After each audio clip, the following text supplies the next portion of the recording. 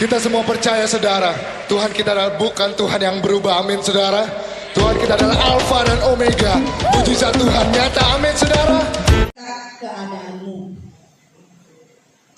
Minggu lalu online, hari ini kita bisa tatap muka. Ya, Bapak Gembala lagi. Sebelum mendengarkan firman Tuhan, jangan lupa tekan tombol subscribe dan lonceng. Bapak Ibu, Yesus dalam hidupnya itu hanya 2 periode, ini bukan kampanye ya. Periode persiapan, periode pelayanan. Jadi kalau di rumah memang hidup kita terus persiapan. Ketika kita keluar, maka kita melayani. Sebelum saya kesini, saya memang sudah doping serai jeruk nipis itu selama 2 minggu. Ya, berpikir kalau antigen sehat, ya kan? Pas sampai di sini 3 hari kemudian Tuhan izinkan hambanya Rika kelemahan tubuh. Akhirnya saya pun berikan semangat plus jahe dan macam-macam, ya kan? Jadi kita persiapkan diri karena kita mau melayani orang lain. Amin. Setelah beliau sehat, Ibu Gembala, Ibu Lili agak kurang sehat. Setelah Ibu Lili sembuh, menyusul pengalaman Bapak Gembala. Malam-malam jam 12:30 ya kita harus bersihin kamar semua, tas saya apa semua kita pack. Dan saya kalau di Jakarta itu kan kalau capek kebiasaan kita ke tukang pijat. Jadi kalau orang ke pijat itu kakinya kadang-kadang langsung menikmati. Kalau saya tidak, saya perhatikan yang dia pencet apa, yang muncul rasa sakitnya apa, ya kan? Karena semua pusat saraf ada di kaki. Dan akhirnya saya bilang, Pak Pendeta, bari ambil dulu bantalnya, saya tariakinya baru saya kakinya ya, jadi ketahuan. Saya bilang kayaknya ini lambungnya agak parah, udah kayak singsing gitu ya, udah kayak orangnya. Karena memang seperti itu. Dan akhirnya Pak Pendeta sekarang sudah mendingan itu karena doa semua jemaat, amin. Meskipun kita tidak ketemu, tetapi harus bertemu di dalam doa. Ya, hari ini kita akan belajar satu anjuran seorang nabi yang saat itu berbicara kepada Israel, tapi hari ini akan berbicara kepada kita, amin. Kita buka di dalam kitab Hagai 1. Iya. Di sini ada, saudara bisa baca. Kelihatan kan? Ya. Hagai 1 ayat yang ke-5 sampai ayat yang ke-11 dan 13. Saya di sini dia baca pelan-pelan karena ini sangat penting. Ya, saya akan bacakan ya. Saudara perhatikan baik-baik. Oleh sebab itu beginilah firman Tuhan. Tuhan Allah semesta alam, perhatikanlah keadaanmu. Kamu menabur banyak, tetapi membawa pulang hasil sedikit. Kamu makan, tetapi tidak sampai kenyang. Kamu minum, tapi tidak sampai puas. Kamu berpakaian, tapi badanmu tidak sampai panas. Dan orang yang bekerja untuk upah, ia bekerja untuk upah yang ditaruh di dalam pundi-pundi yang berlobang. Beginilah firman Tuhan, Tuhan semesta alam, perhatikanlah keadaanmu. Ya, 2 kali kata ini. Bawalah, jadi naiklah ke gunung, bawalah kayu dan bangunlah rumah itu, R-nya besar ya. Maka aku akan berkenan kepadanya dan akan menyatakan kemuliaanku di situ, firman Tuhan. Kamu mengharapkan banyak tapi hasilnya sedikit, dan ketika kamu membawanya ke rumah kita, aku akan menghembuskannya. Oleh karena apa? Demikianlah firman Tuhan semesta alam. Oleh karena rumahku yang tetap menjadi reruntuhan, sedang kamu masih sibuk dengan urusan rumahnya sendiri. Itulah sebabnya langit menahan embunnya dan bumi menahan hasilnya. Dan aku memanggil kekeringan datang ke atas negeri, ke atas gunung-gunung, ke atas gandum, ke atas anggur, ke atas minyak, ke atas segala yang dihasilkan tanah, ke atas manusia dan hewan, dan ke atas segala hasil usaha. Ayat yang ke-13. Maka berkatalah Hagai, utusan Tuhan itu, menurut pesan Tuhan kepada bangsa itu demikian, aku ini menyertai kamu, demikianlah firman Tuhan. Amin. Ya, Bapak Ibu yang dikasih Tuhan, Hagai ini lagi berbicara ajakan untuk kembali membangun bait suci. Saat itu bait suci, Bapak Ibu yang dikasih Tuhan, bukan hanya pusat kerohanian, tetapi punya potensi kepada politik yang saat ini sampai hari ini terjadi Palestina dan Israel. Itu berbicara kepada bait suci, bait Allah. Berperkara sampai hari ini tetap tentang bait suci. Bapak Ibu yang dikasih Tuhan, ada ngaruhnya bait suci dengan keadaan kita. Kalau dalam perjanjian lama itu bentuk fisik, maka zaman sekarang bait suci adalah diri kita sendiri. Diri kita. Kalau bait suci baik, keadaan jadi baik. Kalau bait suci jadikan reruntuhan, kita hanya jadi puing-puing yang tidak berguna.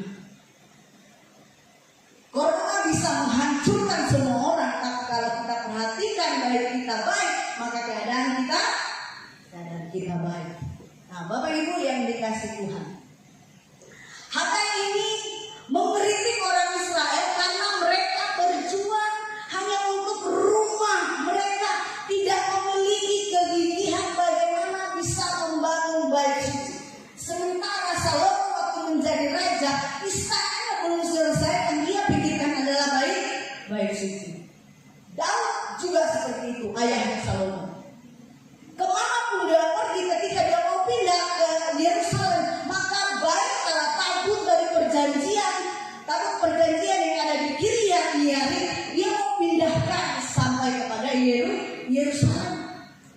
Tapi orang di Kiryat Yearim bingung, anggaplah di Balikpapan, terus di sini Yerusalem mau dipindahkan dari Balikpapan ke Berau ini. Maka orang sana mikir, astaga, nanti pusat kerohanian di sana, nanti pusat keramaian di sana, terlalu jauh kalau kita mau pergi.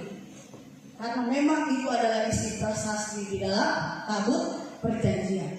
Nah, Bapak Ibu yang dikasih Tuhan, tidak bermain-main dari sejak perjanjian lama masih berlaku sampai hari ini tentang bait Allah.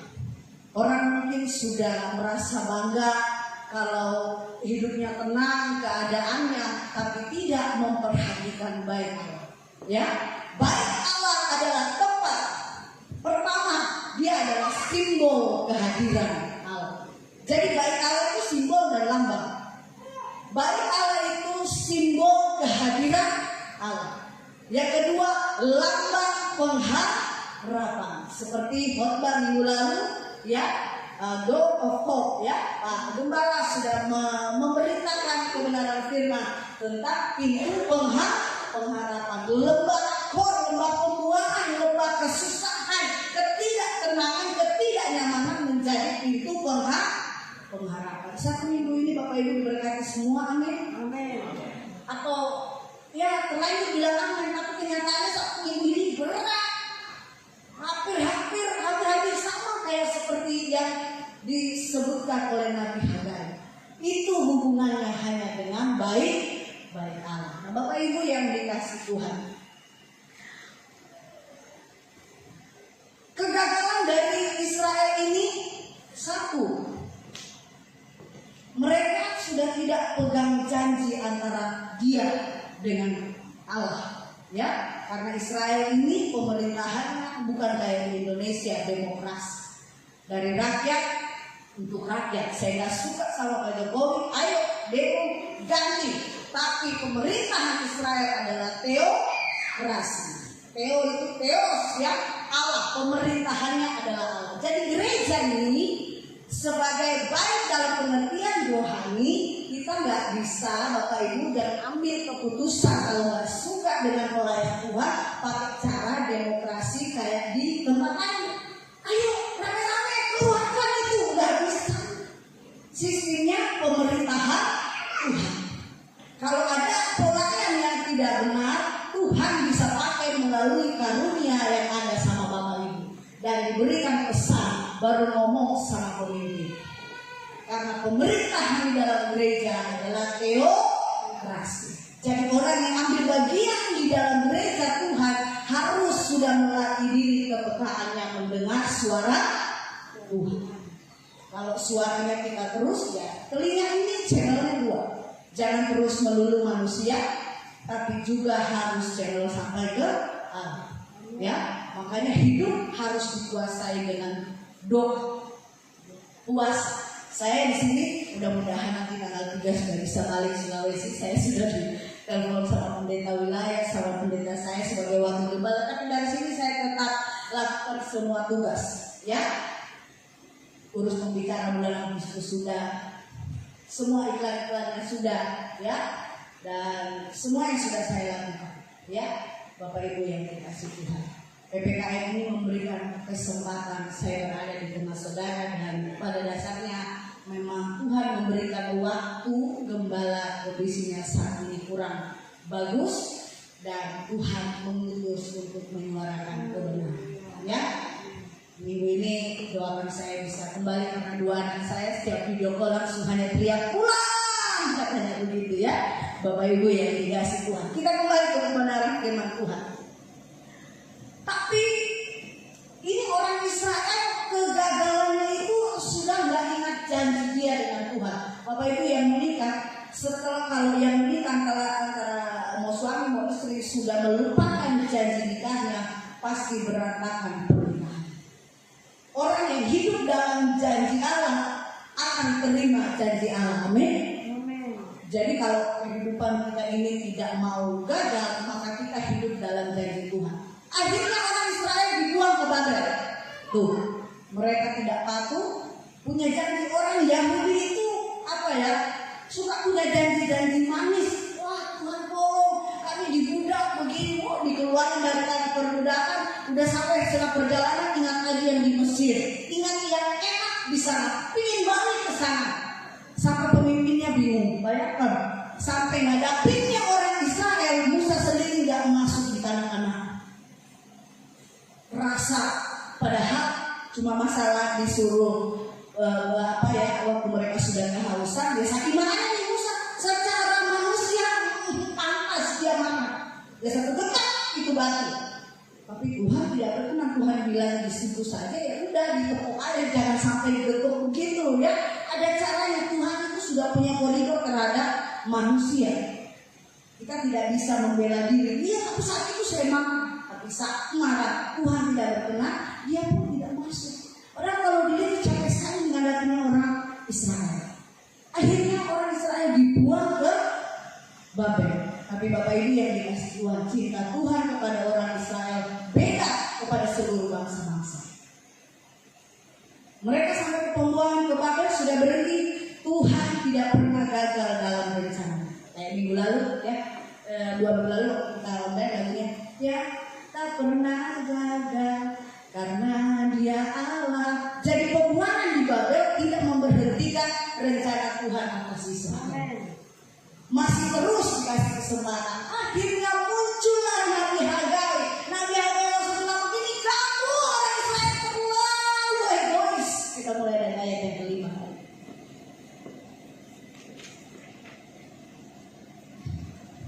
Sama-sama kita baca. Kata perhatikan keadaanmu. 2 kata ini. 1, 2, 3. Perhatikan keadaanmu. Sekali lagi, perhatikan keadaanmu. Sekali lagi 1, 2, 3. Bapak olah keadaannya bagaimana? Baik-baik. Tuhan ya, saya dengar kesaksiannya luar biasa waktu kita konser ya. Nah, Bapak Ibu yang dikasih Tuhan, tadi mana yang ditulis itu? Perhatikan keadaanmu. Ya.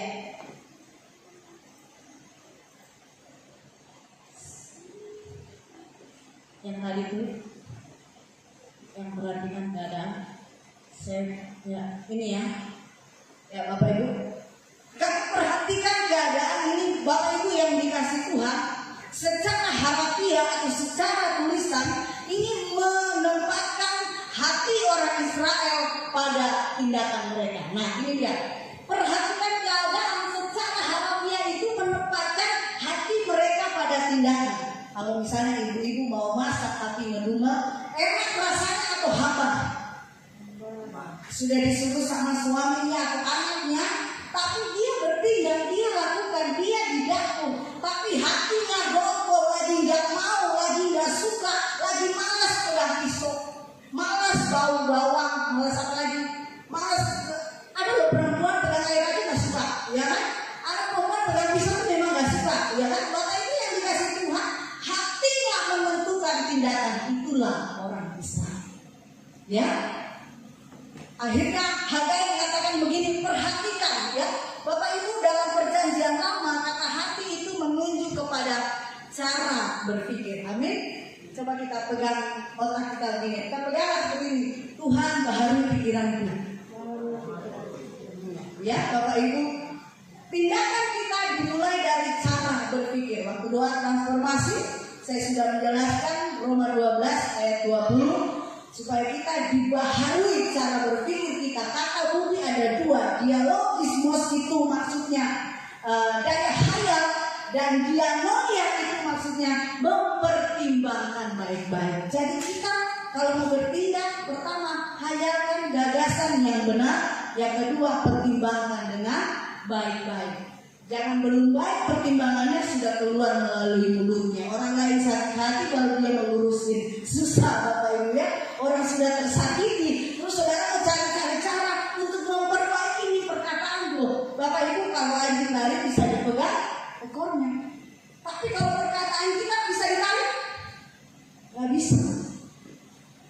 Nah, orang Israel, orang Yahudi itu suka mudah ceplos, mudah menyenangkan apa yang dia mau. Makanya Nabi Hagai bilang, perhatikan keadaan. Maksudnya begini, kamu kalau mau bertindak mikir dulu, mikir yang baik-baik.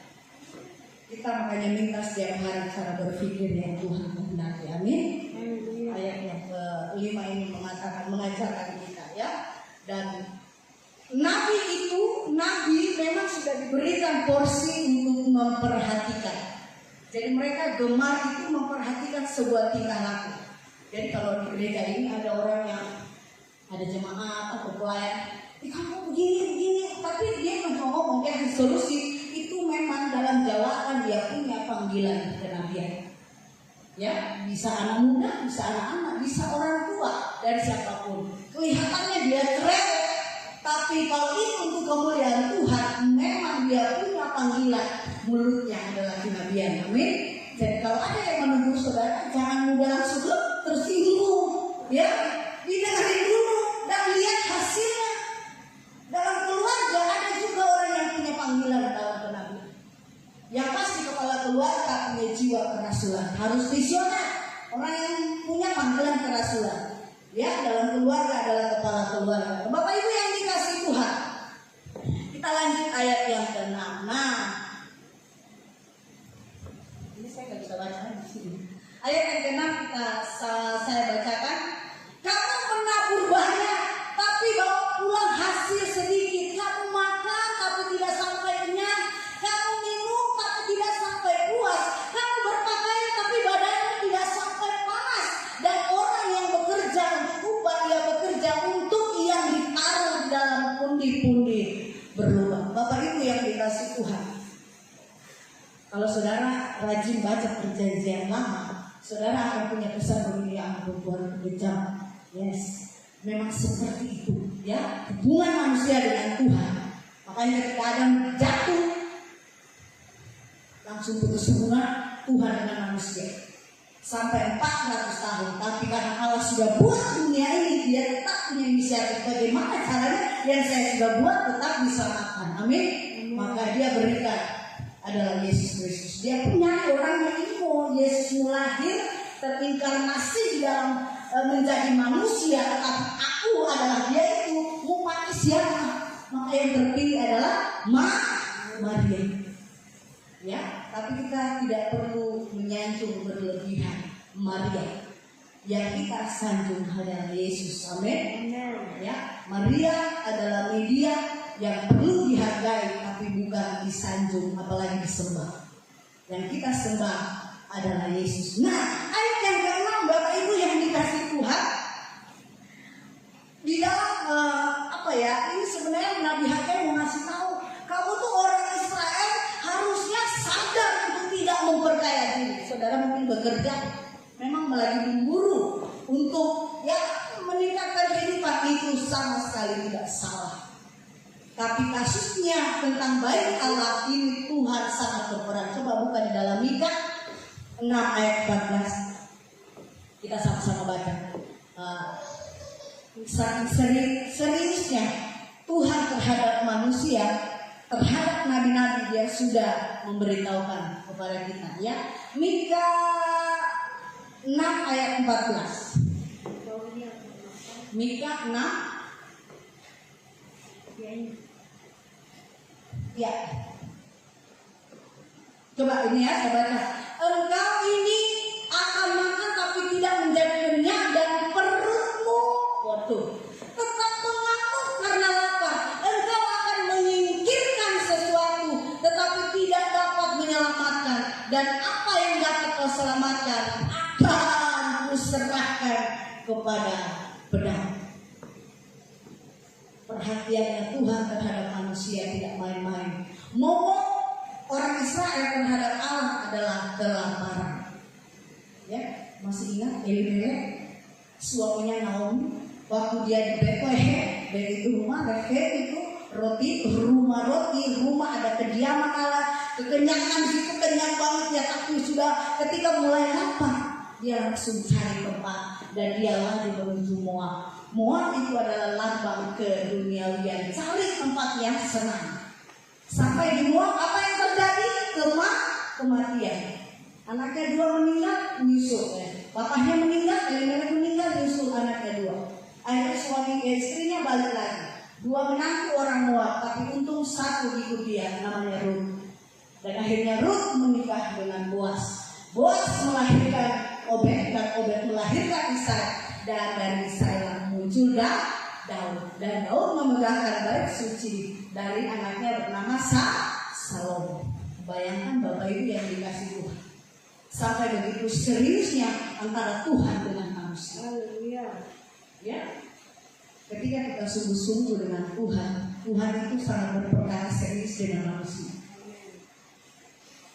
Saya bersyukur sebelum Tuhan mengambil suami saya, untuk saya tidak banyak bertingkah gitu ya sebagai istri. Banyak juga istri meskipun melayani Tuhan, kalau sudah menikah banyak tingkahnya juga. Karena saya katakan sering orang seperti itu. Tapi ketika Tuhan mengambil suami saya bersyukur saya belajar bijak setia, tidak mengandalkan siapapun yang ada di samping saya. Mau dia hasil usahanya bagus, tetapi hubungan Tuhan dengan manusia tetap pribadi. Enggak kita bisa nebeng-nebengkan suami dengan istri, kita bangga-banggain istri, kita bangga-banggain suami. Tuhan itu berperkara dengan pribadi setiap hari. Jadi kalau bangun, kalau yang disatukan suami istri, ya bangunkanlah. Suaminya tidak mau doa, bangunkanlah istri. Ya, tapi yang kemauan doa itu dimulai dari pribadi. Coba bayangkan, baik Allah sebegitu luar biasa. Kamu bapaknya rumahmu dengan baik-baik, tapi rumahmu jadi reruntuhan. Coba perhatikan kehidupan kita sekarang ini. Apakah rumah kita sudah cantik? Apalagi kalau orang kaya di Israel itu, istana-istana yang dicari adalah kayu aras. Bapak Ibu, kayu aras itu dalam sejarah Israel tidak ada di tanah Yehuda. Adanya istana-istana yang memang hari ini hampir tidak ditemukan. Kalau sampai kayu panas nongol nih, kita bisa rendahin, kamu cuma begitu rumahmu. Tapi kalau saya ke rumahnya, ternyata di rumahnya kayu panas ke orang kaya. Orang Israel lebih mementingkan anak itu daripada baik Tuhan. Itu yang ditegur oleh Hagai, karena mempengaruhi mendatangkan kelaparan. Jadi kalau saudara kamu, kenapa saya lapar terus? Kayaknya rasanya kurang terus. Tinggal perbaiki baik Tuhan. Amin. Kehidupan kita. Ya, Bapak Ibu yang dikasih Tuhan. Saya langsung lanjut saja ayat yang ke-8. Saya bacakannya. Ya, 15 menit lagi. Jadi naiklah ke gunung. Nah, ini Hagai ngomong, kalau kayak begitu kamu egoisnya. Jadi naiklah ke gunung, bawalah kayu dan bangunlah rumah itu, maka aku akan berkenan kepadanya dan akan menyatakan kemuliaanku di situ. Amin. Jadi hari ini prioritaskan Tuhan. Amin. Amin. Bapak Ibu yang dikasih Tuhan, kita adalah baik Tuhan. Coba pegang dan bilang, aku adalah baik Tuhan. Kalau saya sudah runtuhkan baik ini, ampuni saya Tuhan. Baik Tuhan itu runtuh karena karakter kita yang tidak mau dibentuk. Ya, kita runtuhkan. Nah, Bapak Ibu yang kasih Tuhan, biasanya orang tuh diri sendiri runtuh, keluarganya runtuh, pekerjaannya runtuh, hubungan dia dengan orang lain runtuh. Itu nggak selamanya karena dia jatuh dalam dosa, bukan. Tapi Salomo bilang orang yang tergesa-gesa akan salah langkah. Makanya kita tidak boleh tergesa-gesa. Mau ambil keputusan apapun sedetail sekecil orang anggap remeh, anggap enteng, itu biasa saja. Tapi kalau itu sebuah keputusan, maka harus cari Tuhan dulu. Apapun keputusannya. Setiap hari kita dikasih pilihan. Kita ingin banget, wah saya suka makanan ini. Tuhan bisa ngomong, kamu kalau makanan ini, kondisi hari ini kamu gak sehat. Sampai sedetail makanan. Dulu orang paling cuek namanya serai, jahe, ya kan? Orang, apalagi kalau buka puasa selama saya di Jakarta, saya bingung ya. Di restoran Korea itu, orang bukanya jam 6, jam 3 sudah full. Ya, orang semua tinggal duduk, lihat-lihat HP, nongkrong-nongkrong, menunggu dari jam 3. Tapi sekarang agak dihindari restoran itu karena orang lagi sekarang cari rasa jahenya, rasa serainya, ya. Tuhan berperkara itu sampai ke tanaman loh Bapak Ibu yang dikasih Tuhan, sampai apa yang kita makan, apa yang kita minum. Saya ingat 2 kali saya hamil ya. Pertama anak saya Faith Naomi, dokter bilang dia cowok, suami saya langsung bilang begini, saya mau cewek, ya ampun lahir cewek. Yang terakhir itu Gideon, ahli kandungan bilang itu, saya sudah 8 bulan, tinggal 2-3 minggu saya harus lahiran. Karena saya sesar semua, jadi sudah harus menentukan kalau masuk minggu 37-38. Minggu ke-37, dokternya bilang ini perempuan. Suami saya bilang saya mau lahir laki-laki. 2 minggu kemudian yang lahir itu laki-laki, Bapak Ibu. Terus kita tidak tahu nih proses, yang kita tahu ada proses ya sudah memang Tuhan kasih itu. Tapi ternyata ada hubungan manusia dengan Tuhan sehingga Tuhan bisa berubah kalau manusia itu hubungannya beres. Amin. Amin. Jadi semua tergantung di baik Tuhan memperbaharui semua keadaan. Kalau hari ini kita bisa datang, Yesus berkasih jiwaku itu karena Tuhan. Amin.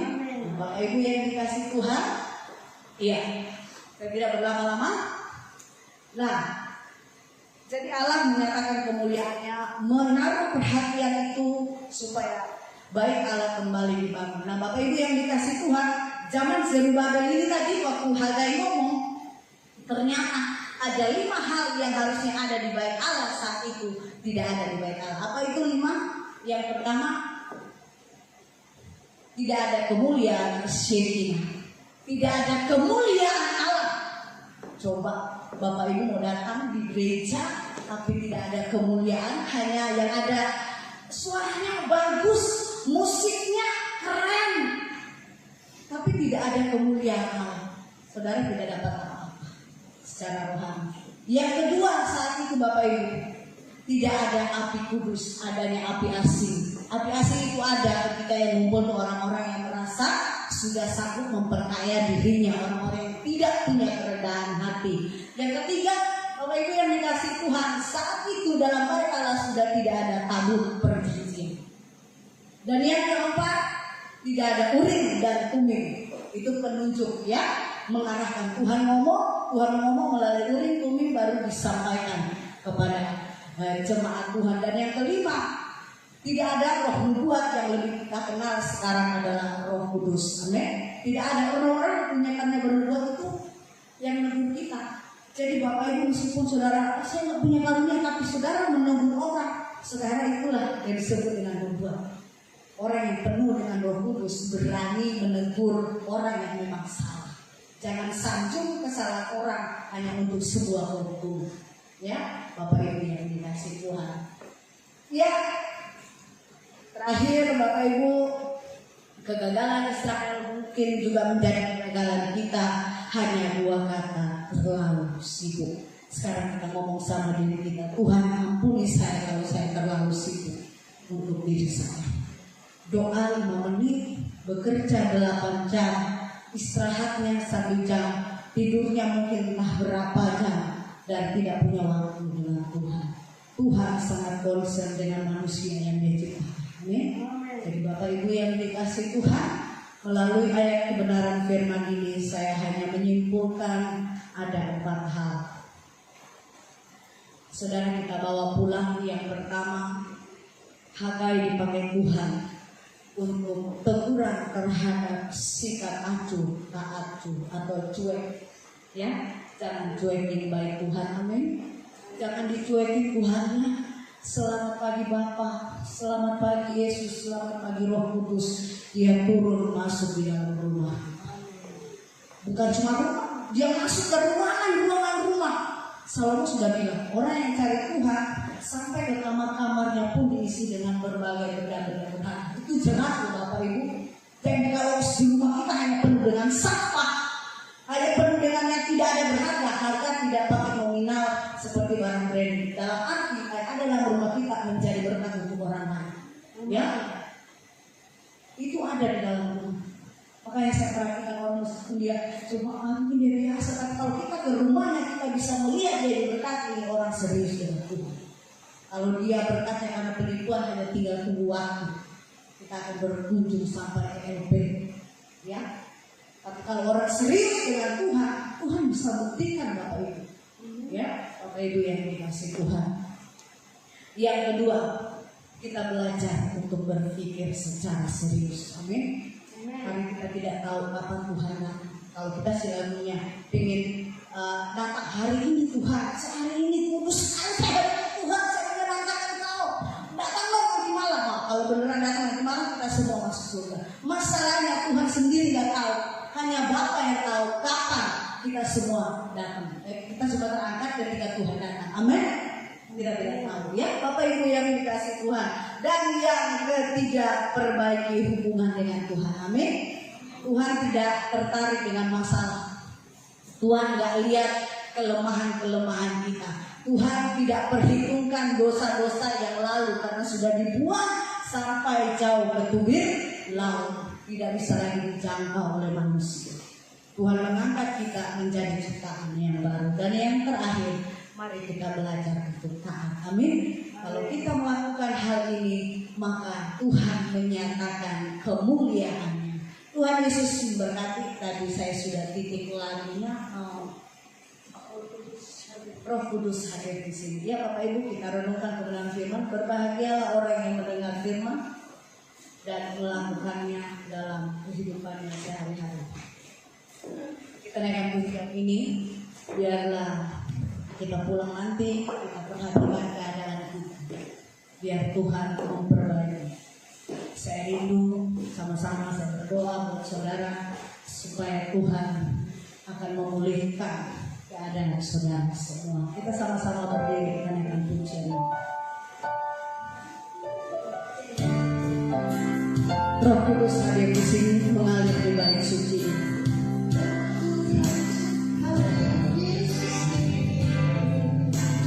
yang lebih baik. Suci Tuhan.